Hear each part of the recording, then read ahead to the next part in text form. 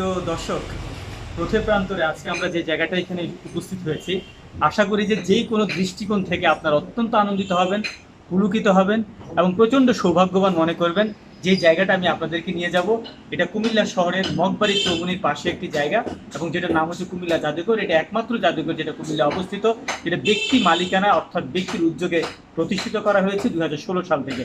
এখন এই জাদুঘরের ভেতরে কি আছে, অন্দরের কি খবর এবং এই জাদুঘরের যে উপাদানগুলো আছে সেগুলো কিভাবে সংগ্রহ করা হয়েছে, সেগুলোর পেছনের কাহিনী কি এবং কাহিনীকারের কাহিনী কি, সেই বিষয়গুলো নিয়ে কিন্তু আমরা আপনাদেরকে এখন ভেতরের দিকে নিয়ে যাচ্ছি। তাহলে চলুন ভেতরের দিকে।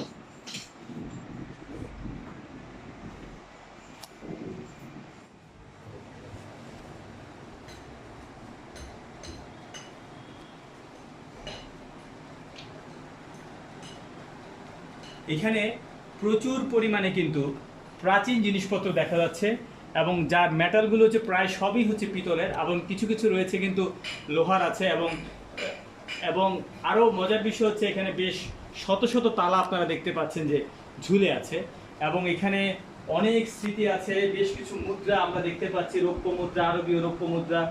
আবার এখানে কিছু ব্রোঞ্জের কয়েন দিয়েছে, এখানে কিছু সীসার মুদ্রার কথা বলা আছে, এখানে মানুষের মাথার খুলির কথা বলা আছে। আমরা গ্রাম বাংলায় কিন্তু এই টর্চের ব্যবহার দেখেছি। আমরা বাংলাদেশের বিশেষ পাসপোর্টটাও এখানে দেখতে পাচ্ছি। আমরা জানতাম যে ছোটোবেলায় যখন খুব ছোট ছিলাম তখন কিন্তু আমরা বাংলাদেশ ফুটবলের সাথে জড়িত যেই শিরোপাগুলো আছে এখানে দেখতে পাচ্ছি। আমাদের আবহমান বাংলার ঐতিহ্য যে তামাক খাওয়ার জন্য যে হুক্কা খাওয়ার যে ব্যবস্থা, সেটার একটা মেশিন আমরা দেখতে পাচ্ছি। আবার এখানে কিন্তু বেশ কিছু পদক দেখতে পাচ্ছি, যে পদকগুলোর নাম হচ্ছে সংবিধান পদক, নিরাপত্তা পদক, জয় পদক, দাবানল পদক, নিরাপত্তা পদক। এই পদকগুলো কিন্তু এখানে আবার দেওয়া হয়েছে। এখানে বেশ কিছু ঘুঙুর দেখতে পাচ্ছি। আমরা কিন্তু এই সব কিছুর বিষয়ে কিন্তু কথা বলবো এবং এগুলোর পেছনের কাহিনীগুলো জানবো। আপনারা দেখতে পাচ্ছেন বিভিন্ন রকমের মেটালের তারা দেখতে পাচ্ছি। আবার উপরে যে ঠুসিটা আমরা দেখতে পাচ্ছি, এই ঠুসি দিয়ে কিন্তু আমাদের বলদ দিয়ে কিন্তু হাল চাষ করানো হতো। আবার এই যে জিনিসটা আমরা দেখতে পাচ্ছি, গ্রাম বাংলায় কিন্তু আবহমান কাল ধরে ডাল রান্না করার সময় কিন্তু ডালের টেস্ট বা চেকে দেখার জন্য কিন্তু এটা ব্যবহার করা হতো।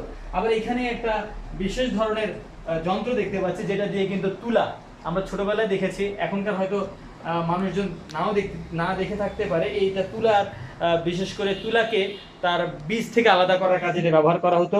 এখানে বিভিন্ন রকমের বিভিন্ন সময়কার টেলিফোনের সেট আমরা দেখতে পাচ্ছি। এখানে আবার কিছু লোহার বেশ কিছু ফলক দেখতে পাচ্ছি। আবার ওখানে বিভিন্ন শামুক ঝিনুকের মিলন মেলাও একটা এখানে রয়েছে। আবার আমরা যদি একটু উপরের দিকে তাকাই তাহলে দেখতে পাবো যে ঘোড়ার চামড়া আছে। ঘোড়ার চামড়ার উপরেই কিন্তু আবার রয়েছে কিন্তু বাংলা চলচ্চিত্রের চিত্রায়নের জন্য যে সকল ক্যামেরাগুলো ব্যবহার করা হতো সে সকল ক্যামেরা। এবং উপরে আবার দর্শক আপনারা দেখতে পাচ্ছেন যে বেশ কিছু রেকর্ডিং করার জন্য যে রেলটা ব্যবহার করা হতো সেখানে কিন্তু এগুলো রয়েছে। আবার এটার পাশে কিন্তু কাঠের তৈরি তসবি রয়েছে। আবার যেই ক্যামেরাগুলো ব্যবহার করা হতো স্ট্যান্ডের উপরে, সেরকম দুইটা ক্যামেরা এখানে রয়েছে। আর এইগুলো কিন্তু আমরা অনেক দিন ধরে যারা আমাদের সাপুড়ে ছিল এবং তাদের মন্ত্র তান্ত্রিক বিষয়ে কিন্তু আমরা অনেক কবিরাজদের কাছে এগুলো দেখেছি, এগুলো কিন্তু এখানে ব্যবহার হয়েছে। দর্শক আপনারা দেখতে পাচ্ছেন যে এখানে যে ফিল্মগুলো বাংলাদেশে হতো এক সময়কার, এই ফিল্মগুলোর যে সেটগুলো আমি একটু আগে দেখিয়েছিলাম সেগুলো কিন্তু এর মধ্যেই থাকতো। আবার বিভিন্ন গাড়ির প্রাচীন গাড়িগুলোর হর্নের দেওয়া হয়েছে। আবার এখানে কিন্তু নারিকেলের যে আমরা মালা বলে থাকি, সেই মালার এখানে বেশ কিছু তৈজসপত্র আমরা দেখতে পাচ্ছি। আর এই যে বিষয়টা আপনারা দেখতে পাচ্ছেন, এটার কিন্তু একটা বড় ধরনের একটা কাজ ছিল। সেটা হচ্ছে এখন তো আমরা ফুট বা মিটারে কিন্তু জমি পরিমাপ করে থাকি, কিন্তু প্রাচীনকালে যখন এই ধরনের গজের ব্যবস্থা ছিল না তখন কিন্তু এই লোহার শিকল দিয়ে কিন্তু জমি পরিমাপ করা হয়ে থাকতো। এবং বেশ কিছু তালা কিন্তু দেখা যাচ্ছে, যদিও এই তালাগুলো এখনও আমাদের সমাজে বিদ্যমান বা আমাদের দৈনন্দিন জীবনে বিদ্যমান রয়েছে। এখানে বেশ কিছু কিন্তু ঘড়ি দেখা যাচ্ছে, অনেক পুরাতন ঘড়ি। এখানে হারিকেন দেখা যাচ্ছে এবং এখানে বেশ কিছু দেশীয় অস্ত্র দেখা যাচ্ছে। এবং উপরে কিন্তু আমরা দেখতে পাচ্ছি পুলিশদের মানে আসামিকে গ্রেফতার করার জন্য যে হ্যান্ডকাপগুলো ব্যবহার করা হতো সেগুলো দেখতে পাচ্ছি। আমরা উপরে কিন্তু হরিণের যেই স্কাল সেটা আমরা দেখতে পেয়েছি এবং সেটার একটা কাঠের মূর্তি আমরা দেখতে পেয়েছি। আবার এখানে কিন্তু ফারাওদের, আমরা জানি যে মিশরের সম্রাট ফারাও, এই ফারাওদের দুটা মমির মতো করে কিন্তু তাদের দুইটা আবক্ষ মূর্তি আমরা এখানে দেখেছি। তবে কোনো এক ব্যক্তি এই জাদুঘরে মুগ্ধ হয়ে এই জাদুঘর মানুষের সামনে যেন আরও ইতিহাস ঐতিহ্য তুলে ধরতে পারে, তারও অনুপ্রেরণা দেওয়ার জন্য কিন্তু তিনি এগুলো এখানে দিয়েছেন। এখানে কিন্তু আমরা প্রাচীন রেডিওটা দেখতে পেয়েছি। আবার আমরা যদি একটু নিচের দিকে খেয়াল করি তাহলে আমরা দেখব যে ছোটোবেলায় এই এই যে বাটখারাগুলো কিন্তু এইখানে আমরা সাজানো অবস্থায় পেয়েছি। এখানে 2 কেজির বাটখারা আছে, আধা কেজির আছে, আবার 5 কেজিরও আছে, এবং বেশ কিছু খড়ম যেগুলো খুব দামি দামি কাঠ দিয়ে তৈরি করা হয়েছে, বিভিন্ন সাইজের খড়ম কিন্তু আবার রয়েছে থরে ভিতরে। আবার এখানে কিন্তু ইস্ত্রি রয়েছে, যে ইস্ত্রির মধ্যে কিন্তু কয়লা ঢুকিয়ে কিন্তু সেটাকে উত্তপ্ত করে কাপড় ইস্ত্রি করা হয়। এখানে বেশ কিছু পিতলের পাত্র রয়েছে এবং মাটিরও বেশ কিছু পাত্র এবং বদনা কিন্তু রয়েছে থরে ভিতরে। এবং আমরা জানি যে 1992 বা 91 সালের দিকে কিন্তু আমাদের দেশে সেলফোন আসে। সে সেলফোনেরগুলোর একটা একটা বড় ধরনের বিবর্তনের ছবি কিন্তু এখানে রয়েছে। এই বিষয়গুলো আমরা পেয়েছি। আবার আমাদের কক্সবাজার থেকে কিন্তু সংগ্রহ করা বিভিন্ন সময় বিভিন্ন শামুক, ঝিনুক এবং বিভিন্ন নুড়ি পাথরের কিন্তু একটা বলা যায় আতুর ঘর হিসাবে কিন্তু এই জায়গাটা রয়েছে। আমি আপনাদেরকে এগুলো দেখানোর সাথে সাথে আরও বেশ কিছু জিনিস দেখাতে চাই। সেগুলো হচ্ছে আমরা সুলতান সুলেমানের মধ্যে কিন্তু দেখেছি যে রক্ষীদের কাছে কিন্তু এই বিশেষ ধরনের অস্ত্র রয়েছে। যখন রক্ষীদের হাতে আর কিছুই থাকে না তখন কিন্তু এটাকে সপাং করে বের করে কিন্তু প্রতিপক্ষের পেটের মধ্যে ঢুকিয়ে দেওয়া হয়। এবং এই অস্ত্রটা কিন্তু আমারই খুলতে খুব কষ্ট হচ্ছে, যে এটা খোলা যায় তবে একটু ঝুঁকিপূর্ণ। আবার এখানে কিন্তু সেই বিনবাসী আমরা দেখতে পাচ্ছি, যেটা সাপুরিরা বাজাতো। তা আমরা এই বিনের যে সুর সেটা উপভোগ করব। এইখানে যে পাত্রটা দেখা যাচ্ছে এই পাত্রটা কিন্তু একটা তান্ত্রিক পাত্র, যেটা নেপাল থেকে আনা হয়েছে। এটার ব্যবহারটাও কিন্তু আমরা কিছুক্ষণ পরে দেখব। আবার আমরা দেখেছি যে আমাদের গ্রামীণ বাংলা এবং শহরের জীবনে কিন্তু বৈবাহিক জীবনের একটা অনুসর্গ হচ্ছে এই বাঁশি। এবং আমরা জানি যে অধিবাস থেকে শুরু করে বিভিন্ন হিন্দু কালচারে কিন্তু এই বাঁশির ব্যাপক প্রচলন ছিল। আবার বিভিন্ন ধরনের শোভাযাত্রায় কিন্তু বাহিনীরা কিন্তু এই ধরনের বাঁশিগুলো কিন্তু ব্যবহার করতো। সেগুলোর কিন্তু এখন বড় ধরনের একটা উৎস হচ্ছে এই জাদুঘর।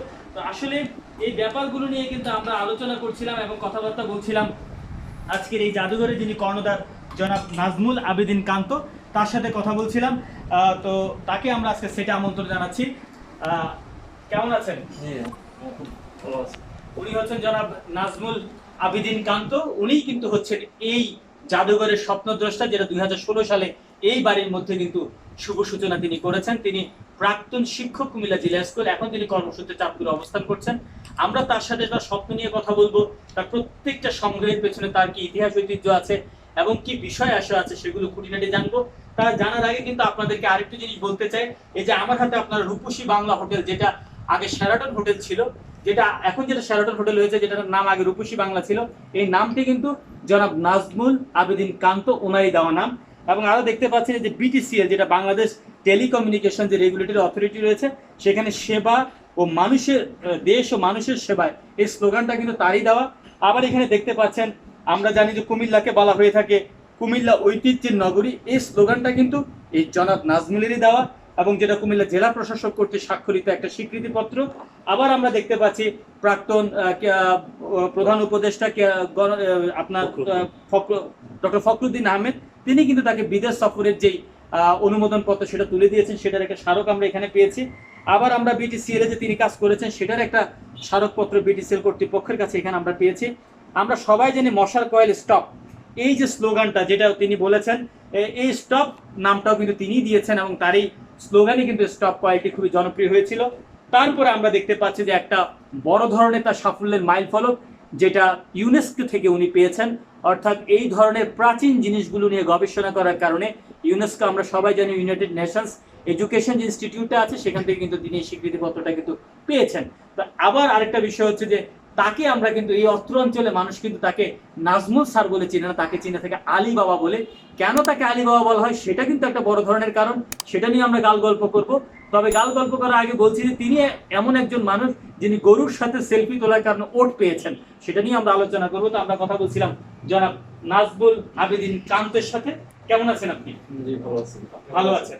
তো আপনি এত সুন্দর একটা কাজ করছেন এবং এভাবে সংগ্রহ করে থরে ভিতরে মানুষের দৃষ্টির জন্য রেখে দিয়েছেন, এটার পেছনে আপনার উদ্দেশ্য কি? এই ধরনের সংগ্রহ আমার ছোটবেলা খুব নেশা ছিল। আমি যখন এসএসসি পড়ি তখন থেকে এই ধরনের প্রাচীন সম্পদ আমি গ্রামগঞ্জ ঘুরে আমি বাসায় জমা করে রাখতাম। তখনও ভাবিনি যে একসময় আমি জাদুঘর দিব। তো যখন জমাতে জমাতে একসময় আমি দেখলাম যে একটা বিশাল প্রতিষ্ঠান হয়ে গেল, অনেক জাদুঘর, জাদুঘরের সমস্ত মেটেরিয়ালস হয়ে গেছে। তখন আমি ভাবলাম যে না, আমি কুমিল্লা শহরে জাদুঘর নেই, আমি একটা জাদুঘর প্রতিষ্ঠা করবো বাংলাদেশের প্রাচীন ঐতিহ্য সংগ্রহ করে। এবং আপনার মানে আপনিই কিন্তু কুমিল্লা শহরে একমাত্র মানুষ এবং বলা যায় যে বাংলাদেশের অন্যতম মানুষ যিনি ব্যক্তিগত উদ্যোগে একটা জাদুঘর দিয়েছেন এবং নামও দিয়েছেন কুমিল্লা জাদুঘর। আচ্ছা, এই জাদুঘরের মধ্যে যে জিনিসগুলো আপনি সংগ্রহ করেছেন, সবচাইতে যে সংগ্রহটা করে আপনার নিজেকে খুব আনন্দিত বা উদ্বেলিত মনে হয়েছে, সার্থক মনে হয়েছে, যদি একটু দেখেন আমাদেরকে। এখানে কি আছে? আছে এটা প্রাচীন তালা। তালা, এই যে বাংলাদেশে যেমন এই তালাটি, এইটা প্রায় 400 বছর পুরাতন। এই তালাটি দর্শক 400 বছর পুরাতন। এই 400 বছর পুরাতন একটা তালা তিনি সংগ্রহ করে তার এই কুমিল্লা জাদুঘরে কিন্তু তিনি সংরক্ষিত করে রেখেছেন।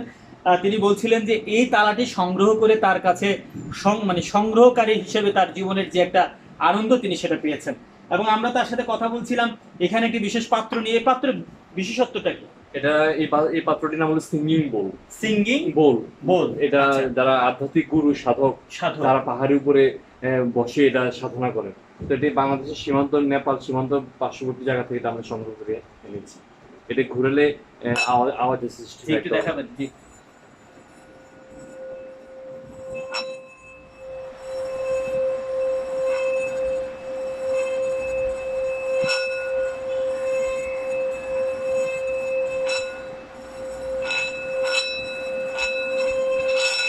তার মানে সময় যত যাচ্ছে এটার কিন্তু ভলিউমটা ক্রমান্বয়ে বাড়ছে। এবং আধ্যাত্মিক গুরুরা সাধারণত প্রার্থনার সময় এটা ব্যবহার করতেন। এখানে আমরা কিন্তু আবার এখানে সাপের বাঁশি পেয়েছি। সাপুড়েদের যে সাপুড়ে ব্যবহার করতেন, আপনি কি এটা পারেন? জি জি, আসলে যে আমাদের দর্শকদের জন্য যদি একটু বাঁশিটা বাজান। হ্যাঁ, দেখাবো। এই বাজে সাপের বিন বাঁশি। আমরা যখন ছোটবেলায় ছিলাম, আমি কুমিল্লা জেলা স্কুলের ছাত্র ছিলাম, তখন আগে সাপুড়িয়ারা আমাদের এলাকায় আসতো, সাপের বিন বাঁশি শোনাতো। এখন কালক্রমে আস্তে আস্তে সাপের বিন বাঁশি উঠে গেছে। তো আমি অনেক কষ্টে সাভার থেকে এই সাপের বিন বাঁশিটি সংগ্রহ করেছি এবং সাপ ধরার কিছু নিয়ম আমি শিখেছি। সাপ ধরার নিয়ম আপনি শিখেছেন? সাপ ধরতে পারি, দেশীয় সাপ যেটা। আচ্ছা আচ্ছা। আর সাপের বিন বাঁশি আস্তে আস্তে শিখছি। এখন আমি শিক্ষার্থী, তবু আমি একটু দেখাচ্ছি। জি।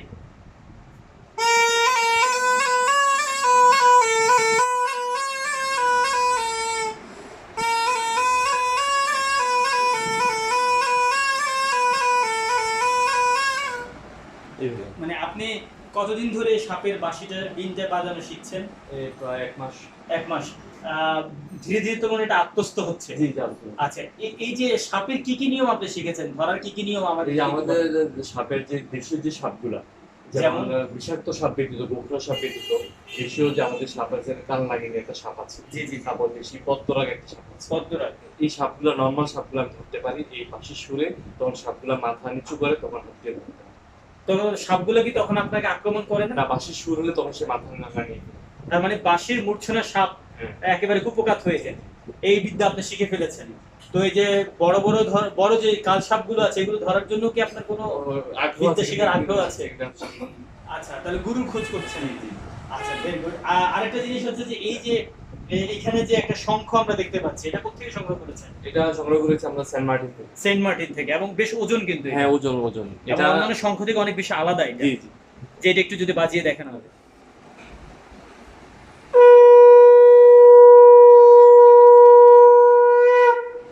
আচ্ছা, এই যে শঙ্খ আপনি বাজালেন, এই যে বীণ আপনি বাজালেন, এই যে এইখানের যে বাদকদের জন্য যে বাঁশিগুলো আছে, এগুলো যখন আপনি বাজান, এর মধ্যে কি আপনি কোনো ধরনের কিছু ফিল করেন? জাস্ট আমি এগুলো শিখি, আমি তো শিক্ষক, টিচার, জাস্ট বাচ্চাদের আনন্দের জন্য। আপনি শিক্ষার্থীদের আনন্দের জন্য। আচ্ছা, আপনি যখন জিলা স্কুলে শিক্ষকতা করতেন তখন ছাত্রদেরকে কি এখানে এগুলো ক্লাসে নিয়ে যাই? আমি জিলা স্কুলে বেসিক্যালি বাংলা পড়াই এবং সামাজিক বিজ্ঞান পড়াই। তো ক্লাসের সারাক্ষণ তো আর পড়ানো যায় না, বাচ্চাদের আনন্দ প্রয়োজন। আনন্দের জন্য আমি প্রতিদিন এক একটা জিনিস আমি নিয়ে যাই। আমি আগে প্রথম 5 মিনিট 10 মিনিট আগে ফান করি, মজা করি, এগুলো দেখাই, তারপর আমি পড়ানো। তাহলে দর্শক, আপনারা শুনতে পাচ্ছেন যে তিনি যে জিনিসগুলো সংগ্রহ করেন, এই জিনিসগুলো প্রথমত তিনি তার সবচেয়ে প্রিয় যারা তার শিক্ষার্থী তাদের সামনে উপস্থাপন করেন এবং বোঝান যে আমাদের চারপাশে ছড়িয়ে ছিটিয়ে থাকা কত ঐতিহ্য আছে। এগুলো দিয়ে তিনি আসলে তার ক্লাসটাকে ইজি করে থাকেন এবং ছাত্রদেরকে ক্লাসমুখী করে থাকেন। তিনি বলছিলেন যে তাদের মনোযোগ আকর্ষণ করবার জন্য কিন্তু আমি এই কৌশলগুলো অবলম্বন করে থাকি। তো আপনার এই সংগ্রহশালার যে জিনিসগুলো আমরা পুরো ঘর ব্যাপী দেখলাম, এছাড়া আর কি কি আছে? এছাড়া আমার ওই রুমে আর পার্শ্ববর্তী রুম আছে, আমি সেই দিয়ে দিচ্ছি।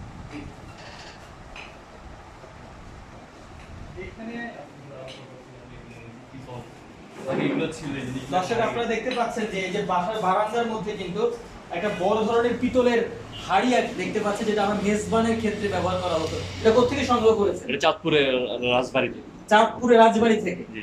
আচ্ছা, আর এইটা আপনি এখানে আসেন? হ্যাঁ, এটা চাঁদপুর রাজবাড়ি, এটা পিতলের। এইটাও পিতলের? জি। এটা এটাও রাজবাড়ি থেকে? জি, একই জায়গা। আচ্ছা, পিতলের মধ্যে তো একটা সমস্যা হচ্ছে যে আপনার বেশ কিছুদিন যদি ব্যবহার উপযোগী না থাকে তাহলে কিন্তু এটা মানে নিষ্ক্রিয় হতে পারে, তখন এটার মধ্যে কিন্তু আবার তেঁতুল দিয়ে কাজ করতে হবে। আপনি কি এগুলো করেন এখানে? জি। এগুলো করেন। আচ্ছা, এইটা কি? এটাকে আছড়া বলা হয়, আছড়া। আচ্ছা, এটা কি কাজে লাগে? এটা গ্রামের ফসলি জমি করার আগে মাটি সমান করার জন্য এটা ব্যবহৃত হয়, এই আছড়া। ফসলি জমি করার আগে মাটি সমান করবার জন্য এই দেশীয় যে জিনিসটা ব্যবহার করা হয়ে থাকে। আচ্ছা দর্শক, আপনারা দেখতে পাচ্ছেন এখানে আবার এই জনাব আবিদিন, এটা ভিতরে এগুলো 100 বছর আগের। জি জি, অনেক বড় বড় ইট, প্রাচীন ইট। আবার এখানে টালি ইট আমরা দেখতে পাচ্ছি। এটা কি ম্যাক্সাইসে পুরস্কার পেয়েছে? দর্শক আপনারা দেখতে পাচ্ছেন যে ইটগুলো এখানে স্তরে স্তরে সাজানো আছে। এই ইটগুলো আমরা জানি সবাই, ফিলিপিনের যে রমন ম্যাক্সেসের নামে যে পুরস্কারটা প্রবর্তন করা হয়েছিল, এই পুরস্কারটা কিন্তু এই ইটগুলো পেয়েছে। আবার এখানে একটা আন্তা, ছাই আন্তা, যেটার মধ্যে কিন্তু ছোট ছোট মাছগুলো ধরার জন্য কিন্তু গ্রামে এখনও ব্যবহার করা হয়ে থাকে, তবে প্রচলনটা কিন্তু বেশ অনেক কমে গেছে। আচ্ছা, এই দুটো প্লাস্টিকের বাংলাদেশ খনিজ সম্পদ, কয়লা। কয়লা, আচ্ছা আমরা একটু খুলে দেখতে পারি? হ্যাঁ, জি জি। আচ্ছা, তাহলে একটু, এই যে আমরা দেখতে পাচ্ছি যে কয়লাগুলো, এবং এগুলো অনেক প্রাচীন কয়লা, তিনি সংগ্রহ করেছেন বাংলাদেশের বিভিন্ন সিলেট থেকে। আচ্ছা, আপনি একটু এইখানে এইটা কি? এটা চরকাটা খাদি কাপড়ের চরকা। এটা কোথায় সংগ্রহ করেছেন? এটা বড়কামতা খাদি শিল্প এলাকা আছে। বড়কামতা অর্থাৎ আমাদের দেবিদ্বারের বড়কামতা থেকে সংগ্রহ করেছেন। আমরা জানি যে এই খাদি শিল্পের সাথে কিন্তু স্বদেশী আন্দোলনের একটা বড় সম্পর্ক আছে, এবং এই খাদি শিল্পের সাথে কিন্তু গান্ধীজিরও একটা সম্পর্ক আছে, এবং সেই সম্পর্কের সাথে এই ইতিহাসটাকে তুলে ধরবার জন্য কিন্তু তিনি এটাকে এখানে সংগ্রহশালায় রেখেছেন। আবার এখানে বেশ কিছু ফসিল দেখতে পাচ্ছি, পাললিক শিলা, বিভিন্ন রকম পাললিক শিলা। যদি একটু বলেন এগুলো কোনটা কি? যে এই শিলাটা পাললিক শিলা, তারপর এটা বাংলাদেশের খনিজ সম্পদ, সিলেট থেকে আনা কয়লা। আচ্ছা, তারপর Saint Martin, Cox's Bazar. Saint Martin, Cox's Bazar, ওখান থেকে আমরা সংগ্রহ করি। এটা হচ্ছে অগ্নি পাথর, আগ্নেয় শিলা যেটা বলা হয়। আগ্নেয় শিলা মানে আগ্নেয়গিরি থেকে উত্তপ্ত যে লাভা, সেটা ঠান্ডা হয়ে যে শিলা হয়, সেটা আমরা আগ্নেয় শিলা বলছি। এখানে আমরা বেশ কিছু দামি পাথর দেখতে পাচ্ছি, জাফলং থেকে আনা। এখানে একেবারে বৃত্তাকার একটা পাথর রয়েছে, এখানেও কিন্তু একটা পাথরের অংশবিশেষ রয়েছে। উপরে কিন্তু বেশ কিছু গরুর খুলি রয়েছে। এই গরুর খুলিগুলো রাখার কারণটা কি? এগুলো গ্রামের একটি প্রবাদ আছে, অশুভ দূর হয়ে যায়। অশুভ দূর হয়, তার মানে অশুভ দূর হবার জন্য এই শিংওয়ালা খুলিগুলো আপনি রেখেছেন। আর এখানে এগুলো মহিষের শিং। এগুলো এক একটা তো মনে হয় 1.5 ফিট, প্রায় 2 ফিট করে, না? কোথেকে সংগ্রহ করেছেন এগুলো? পাহাড়ি এলাকা থেকে সংগ্রহ করেছেন। আচ্ছা, প্রথম সাদা কালো টিভি লেখা আছে 1971 সাল। যদি এইটার পেছনের কাহিনী একটু বলেন। এই টিভিটা আমাদের পারিবারিক ভাবে, এটা আপনার পারিবারিক ভাবে এই টিভিটা আমরা পাই। 71 সালে এই টিভিটা এমনই ছিল এমনি 71 সালে। তখন দেখতে পেয়েছেন, তখন কিন্তু স্পাইডারম্যানেরও কিন্তু বেশ কিছু আপনার স্টিকার আছে এখানে। হ্যাঁ, তার মানে হচ্ছে স্পাইডারম্যান আমাদের জীবনের সাথে অনেক আগ থেকে কিন্তু ওতপ্রোতভাবে জড়িত। আচ্ছা, এই জিনিসগুলো যদি একটু বলেন। এগুলো নাম হলো, এগুলা সুতা বানানো হয়, যে বড়কামতা থেকে আমরা সংগ্রহ করেছি। এগুলা প্রাচীন যে খাদি শিল্প তৈরি করতে যে সুতা লাগে, সেই সুতাটার মাধ্যমে তৈরি করা। আচ্ছা, ওইটা থেকেই কিন্তু সুতাগুলো এই চরকার মধ্যে এনে তারপরে প্রসেস করে কিন্তু খাদিটা তৈরি করা হয়ে থাকে। তাহলে আমরা দেখতে পেলাম যে এখানে বেশ কিছু জিনিসপত্র তিনি এখানে রেখেছেন, এবং যেগুলো তিনি কুমিল্লার বিভিন্ন অঞ্চল থেকে সংগ্রহ করেছেন। এখানে বড় একটা এটা কি মহিষের একটা জংলি মহিষ। জংলি মহিষ, কোথা থেকে সংগ্রহ করেছেন? আমাদের বন থেকে, আমাদের কুমিল্লা পার্শ্ববর্তী কোটবাড়ি বন থেকে সংগ্রহ করেছে। কতদিন আগে সংগ্রহ করেছে? 2 বছর আগে সংগ্রহ করেছে। তো এইটার মধ্যে কি সংগ্রহ করতে গিয়ে কি কোনো কিছু এটার মধ্যে যুক্ত করতে হয়েছে, মানে কোনো মেডিসিন বা কেমিক্যাল কোনো কিছু? এটি ওই বনের একজন মানুষ, তিনি শুকিয়ে রেখেছিলেন তার বাসায়। তারপর তাকে কিছু পারিশ্রমিক দিয়ে এই জিনিসটা আমরা নিয়ে আসছেন। আচ্ছা, তাহলে এই জিনিসটা আপনি নিয়ে আসছেন বলে দর্শকদের জন্য হয়তো উপস্থাপন করা আমাদের সম্ভব হচ্ছে। দর্শক, আমরা আপনাদেরকে আরেকটা জায়গায় নিয়ে যাচ্ছি, যে জায়গাটা হচ্ছে আরো আরো বেশি আপ্লুত করবার মতো, আরো বেশি পরিমাণে আমাদেরকে অবাক করবার মতো। আমরা যেন নাজমুলকে আমন্ত্রণ জানাচ্ছি এই বিষয়গুলো নিয়ে আমাদেরকে একটু কথা বলার জন্য। যদি এই শিংগুলো নিয়ে একটু কথা বলেন, এই শিংগুলো এত বড় কেন? এগুলো জংলি মহিষ। জংলি মহিষ, তার মানে এগুলো কখনোই গৃহপালিত ছিল না? না না, এগুলো বনে বাদরেই ঘুরতো। জি জি, অনেক বড় বড় আমরা দেখতে পাচ্ছি, বড় আছে, ছোট আছে, এবং অনেক বেশ শক্ত। জি জি জি। এগুলো বয়স কিরকম হবে? 50 বছর হবে। 50 বছর হবে। তো 50 বছরের কিন্তু এই মাথার উপরে যে শিংগুলো তিনি এখানে সংগ্রহ করেছেন। এই যে আপনি যে ওটা পেয়েছিলেন, তা দর্শক আমি একটু আগে কিন্তু আপনাদেরকে বলেছিলাম যে তিনি গরুর সাথে সেলফি তোলার কারণে কিন্তু কন্টেস্টে কিন্তু ওট পেয়েছিলেন, এবং যে ওটটা তিনি পেয়েছিলেন 2015 সালে, সেই ওটের হাড্ডিটা কিন্তু তিনি এখানে সংরক্ষণ করেছেন তার সাফল্যের স্মৃতি হিসাবে। সেটা আমরা ওটের হাড় এখানে পেয়েছি, আবার ওটার ছোট ছোট হাড়গুলো এখানে পেয়েছি, যেটাকে আমরা নালা বলছি। আচ্ছা, এখানে করাতের বৈশিষ্ট্যটা কি জনাব আবেদিন? এই কলাটা এখন উঠে গেছে, আমাদের গ্রামে এই কলাটা পাওয়া যাচ্ছে এখন আর এই কলাটা পাওয়া যাচ্ছে না। এখানে বেশ কিছু কাঠের কিন্তু ছোট ছোট লক দেখতে পাচ্ছি, মেহগনি, সেগুন, জাম কাঠ, একাশি, লোহা কাঠ, কড়ই কাঠ, এগুলো এসব কাঠও কিন্তু হারিয়ে যাচ্ছে। আচ্ছা, এখানে আরেকটা জিনিস আমরা মজার ব্যাপার দেখতে পাচ্ছি, এগুলো কি? এগুলো শিল পাথর। যে এগুলোতে কি করে? এগুলো মরিচ স্টোরেজ, আটা মাটা, এটা মরিচ স্টোরেজ। আর এগুলো দিয়ে কাজ হয়? হ্যাঁ, কাজ হয়। আচ্ছা, পাথর, অরিজিনাল পাথর। আর এগুলো কি? যেগুলো এগুলো বৃত্ত পাথর, এগুলো নেপাল থেকে আনা হয়েছে। বৃত্ত পাথর নেপাল থেকে আনা হয়েছে। আবার এখানে কিন্তু এগুলো কি বলা হয়?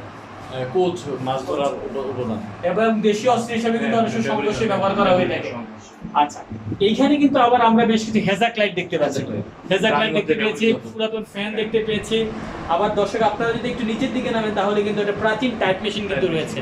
এই যে প্রাচীন টাইপ মেশিন রয়েছে তিনি, কারণ আমাদের কিন্তু কম্পিউটার আসার পর থেকে কিন্তু এই টাইপ মেশিনটা কিন্তু দিন দিন উধাও হয়ে যাচ্ছে।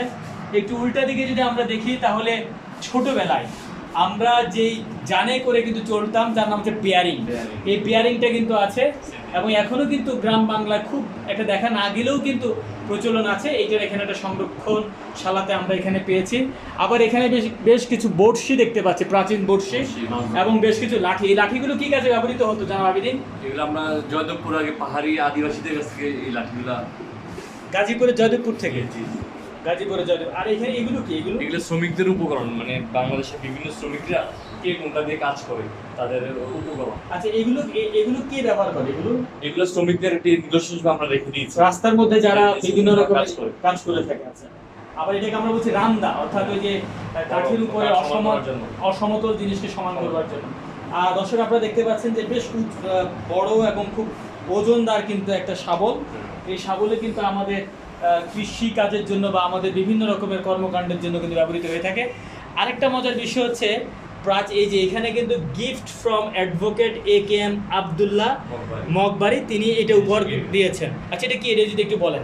এটা ট্যাপ রেকর্ডার, আগে ট্যাপ রেকর্ড করা হতো মানে একটা থেকে ডাবল ট্যাপ রেকর্ডার।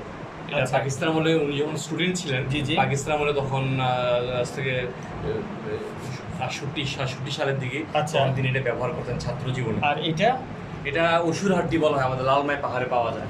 অসুর হাড্ডি বলা হয়। অসুর হাড্ডি? অসুর হাড্ডি, আচ্ছা, হাড্ডি বলা হয়। আর এই যে আমরা ছোটবেলা থেকে যে জিনিসটার সাথে অভ্যস্ত, আপনিও নিশ্চয়ই এটা দেখেছেন, এই যে আমরা লাটাই বলছি যেটাকে, এই লাটাইটাও কিন্তু এখানে সংগ্রহশালার মধ্যে কিন্তু এসেছে, যেটা হচ্ছে বাঁশের তৈরি। আর এখানে এই যে সুতার মধ্যে দিয়ে যে কাঁচ আর কি যেন বলে সাগু বেটে মাঞ্জা মারা হয়, যাতে করে উন্নারটা ঘুরিকে যেন খুব সহজেই ছিঁড়ে ফেলতে পারে, কাটা যায়। এই যে ফ্যানগুলোর একটু ইতিহাস যদি বলেন। এই যে ফ্যানটি আছে, এটা প্রায় 32 কেজি ওজন। এই ফ্যানটার ওজন 32 কেজি? জি, এটা ব্রিটিশ আমলে ফ্যানটি ব্যবহৃত। ব্রিটিশ আমলে কোথায় সংগ্রহ করেছেন? এগুলার আমাকে একজন মেকার, ইলেকট্রিক মেকার, সে ফ্যানের কাজ করে। তাকে বলে রেখেছিলাম, তো তার কাছে হঠাৎ করে ফ্যানটি আসে, 32 কেজি ওজনের ফ্যানটা, তখন সে আমার জন্য সংরক্ষণ করে রেখে দেয়। সুপ্রিয় দর্শক, আপনারা দেখতে পাচ্ছেন প্রকাণ্ড সাইজের কচ্ছপের একটা খোলস। এই কচ্ছপের খোলস কোথেকে সংগ্রহ করেছেন? কক্সবাজার থেকে। আচ্ছা, কতদিন হলো? 3 বছর। 3 বছর হলো। তাহলে দর্শক আপনারা দেখতে পাচ্ছেন যে বিভিন্ন রকমের জিনিসগুলো কি রয়েছে। আর এই জিনিসটা কিন্তু আমি ব্যক্তিগতভাবে কিন্তু দেখেছি, পাহাড়ি এলাকা যারা উপজাতিরা আছে তারা তাদের তামাক খাবার জন্য ব্যবহার করে থাকে। তো আপনি কি ওখান থেকে সংগ্রহ করেছেন? জি, এটা বান্দরবন। বান্দরবান থেকে সংগ্রহ করেছেন। তো এটা কতদিন আগে এখানে সংগ্রহ করেছেন? 3 বছর হলো। 3 বছর হলো। ওই বান্দরবান থেকে নিয়ে আসছেন? জি, জি। ওকে, তাহলে দর্শক আমরা একটু আবার ওনার সাথে কথা বলার জন্য আমাদের মূল জায়গাতে আমরা ফিরে চলে যাই। আপনারা এই দেখতে পাচ্ছেন দরজায় ঢোকার সময় কিন্তু একটা কাহিল বলা হয়, যেটা আমাদের গ্রাম বাংলায় এখনো কিন্তু কিছু কিছু জায়গায় প্রচলিত আছে। আগে প্রায় কিন্তু ব্যবহার করা হয়ে থাকে। অর্থাৎ আমাদের যে আমরা যেটা করি যে চালের গুঁড়ি বানানোর জন্য কিন্তু এই ধরনের দেশীয় যন্ত্রের বেশ প্রচলন কিন্তু আমাদের চারপাশে ছিল। তো আমরা কথা বলছিলাম জনাব কান্তের সাথে। জনাব কান্ত, আরেকটা জিনিস আমাদের চোখে পড়েছে, সেটা হচ্ছে গ্রামোফোন। এই যে গ্রামোফোনটার সাথে আপনার আমাদের এটা আমাদের পারিবারিক। এটা যেমন আমার আব্বা, আমার আব্বু সাহিত্যপ্রেমিক ছিলেন, বাংলা সাহিত্যের যে শিক্ষক ছিলেন প্রফেসর ডক্টর জয়নাল আবেদিন, যার ছবি দেখতে পাচ্ছেন, উনার নিজস্ব ছিল, এটা পারিবারিক। আমাদের গ্রামে এই গ্রামফোনের রেকর্ডটা বাজানো হতো। আচ্ছা, এই যে এই গ্রামফোন রেকর্ডটা বাজানো হতো। দর্শক আপনারা দেখতে পাচ্ছেন এখানে 4 জন বিখ্যাত ব্যক্তির ছবি ঝুলানো আছে। প্রথমে আছে শহীদ AKM শামসুল হক, যিনি কুমিল্লা তৎকালীন জেলা প্রশাসক ছিলেন, তাকে হত্যা করেছিল পাক হানাদাররা। ছিলেন শহীদ মুন্সি কবিরউদ্দিন আহমেদ, তিনি তৎকালীন 1971 সালে কিন্তু কুমিল্লা পুলিশ সুপার ছিলেন। এই দুজনকে কিন্তু হত্যা করা হয়েছিল এবং পাক হানাদারদের হাতে তারা নিহত হয়েছেন। এরপরে নিচে যে এই ভদ্রলোকের ছবি আপনারা দেখতে পাচ্ছেন, ওয়াজির আলী, 1971 সালে তিনি যুদ্ধে শহীদ হয়েছেন। তিনি হচ্ছেন আজকে আমরা যার সাথে কথা বলছি নাজমুল আবেদিন কান্ত, তার দাদা এবং তারই সন্তান, অর্থাৎ নাজমুল হাসান কান্তের বাবা হচ্ছেন একজন মুক্তিযোদ্ধা, যিনি 1971 সালে তার রক্ত ঢেলে দিয়েছিলেন। ডক্টর জয়নাল আবেদিন, যিনি প্রাক্তন উপাধ্যক্ষ কুমিল্লা ভিক্টোরিয়া সরকারি কলেজ ছিলেন এবং বাংলা সাহিত্যের একজন অধ্যাপক। তো আমরা তারই সন্তান জনাব আবেদিন কান্তের সাথে কথা বলছিলাম তার এই জাদুঘর নিয়ে, স্বপ্নের জাদুঘর নিয়ে, তার এই স্বপ্নের আতুরঘর নিয়ে। আপনার এই জাদুঘর নিয়ে আপনার লক্ষ্য এবং উদ্দেশ্য কি?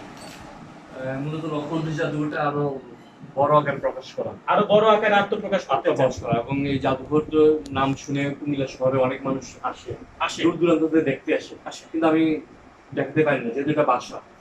আমি যাচ্ছি একেবারে প্রতিষ্ঠানের মতো করতে যাচ্ছি, একেবারে এটা প্রতিষ্ঠান হিসেবে করতে পারলে তখন সমগ্র মানুষকে যে কোনো সময় আমি সাথে দেখাতে পারবো। কুমিল্লা শহরে কোন জায়গাটা আপনি নির্বাচন করতে চান? আমার মূলত টার্গেট পার্ক, ধর্মসাগরের পশ্চিম পাড় এবং পার্কের আশেপাশে, কারণ এখানে এটা কুমিল্লার আইকনিক পয়েন্ট। কুমিল্লা শহরে মানুষ ঘুরতে আসলে পার্ক এবং ধর্মসাগর পার্ক ঘুরতে আসে। আপনার কথা হচ্ছে দর্শকরা যেহেতু জায়গাতে চিত্ত বিনোদনের জন্য আসে, তারা এই সুবাদে জাদুঘরটা দেখতে আসতে পারবে। কারণ ওই সাইডে আমি খুঁজছি যাতে আমি জাদুঘরটা ওখানে প্রতিষ্ঠা করতে পারি এবং শহরে মানুষ সেটা দেখতে পারে। তো এইভাবেই আপনি আপনার এই শিল্প সত্তাটাকে বিকশিত করতে চান, মানুষের জন্য নিবেদন করতে চান। সুপ্রিয় দর্শক, এই কথাগুলোই কিন্তু আজকে আমরা বলছিলাম এবং আমরা পথে প্রান্তরে জানছিলাম যে আমাদের চারপাশের মানুষ কিভাবে এক একজন এক একটা শখের বশে কিভাবে ইতিহাস ঐতিহ্যকে ধারণ করে সেগুলোকে মানুষের সামনে উপস্থাপন করার যে প্রাণান্ত চেষ্টা চালিয়ে যাচ্ছেন, যে শৈল্পিক প্রচেষ্টা অব্যাহত রেখেছেন, তারই একজন জীবন্ত কিংবদন্তি হচ্ছেন এই জনাব নাজমুল আবেদিন কান্ত। আমরা আমাদের এই মুভিং এর পক্ষ থেকে তার প্রতি লাল সালাম। কারণ আজকালকার জগতে, এরকম স্বার্থের জগতে, পয়সার জগতে, প্রতিষ্ঠার জগতে, এরকম নিতান্তই শুধুমাত্র মনের খুশির জন্য, সুখের জন্য এরকম একটা সুন্দর আনন্দকে হৃদয়ের মধ্যে ধারণ করে মানুষের কল্যাণে ফুটিয়ে তোলবার মতো মানুষের সত্যিই বড় অভাব রয়েছে। তো আমরা আমাদের এই মুভিং এর পক্ষ থেকে আপনাকে আন্তরিক ধন্যবাদ জানাই এবং আপনার স্বপ্ন বিকশিত হোক, আপনার এই সত্তা আরো বড় হয়ে মানুষের সামনে মুভিং হয়ে সামনে উঠে আসুক সে প্রত্যাশা রাখি। আমাদের মুভিং এর পক্ষ থেকে আপনাকে আন্তরিক ধন্যবাদ। এবং এখন কিন্তু দর্শক আপনাদের যে কেউ আসতে চাইলেই কিন্তু দেখতে পাবেন না, তবে উনি চাচ্ছেন অচিরেই তিনি একটা বাসার মধ্যে কিন্তু এগুলোকে আরো স্ট্রাকচার্ড ওয়েতে, আরো সাংগঠনিকভাবে সংগঠিত করে আমাদের সামনে উপস্থাপন করবেন। তো তার এই কুমিল্লা জাদুঘরকে কোনো একটা সংগঠিত জায়গা দেখার আমন্ত্রণ জানিয়ে আমি আপনাদের কাছ থেকে বিদায় নিচ্ছি। আমি মোহাম্মদ মহিবুল হক ছোটন এবং আমার সাথে যথারীতি আজকে উপস্থিত আছেন মাহফুজ নান্টু এবং কালীপদ দেবনাথ, এবং আমাদের মাঝে আজকে একজন অতিথি হিসেবে কিন্তু উপস্থিত আছেন যেমন কাজী বেলায়েতুল্লাহ জুয়েল, তাকেও আমরা আন্তরিক ধন্যবাদ জানাচ্ছি। তো সবাই ভালো থাকুন, সুস্থ থাকুন, সুন্দর থাকুন, নিরাপদে থাকুন।